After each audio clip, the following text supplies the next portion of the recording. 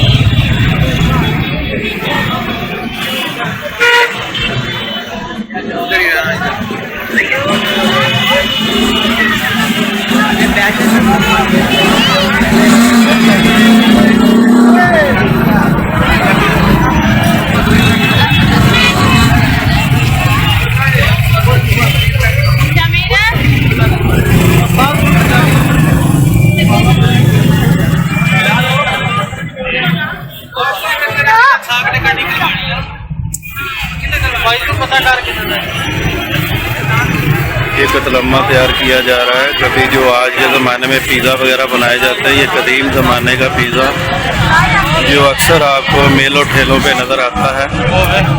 ये दाता अली हजवेरी रहमतुल्लाह अलैह के मज़ार शरीफ के ऊपर 7 बाज़ारों में बनाया जा रहा है और बहुत ज़बरदस्त, बहुत लजीज और बड़ा खूबसूरत।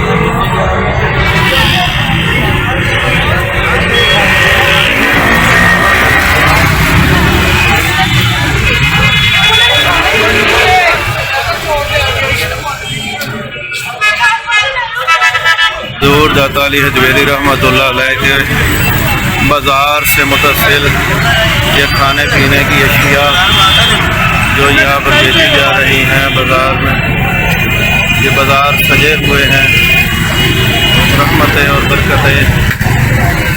ये देखो मेरे दाता अली हजवेरी रहमतुल्लाह बाज़ार है। हर चीज़ यहाँ पर गर्मा गर्म निकल रही है और बन रही है।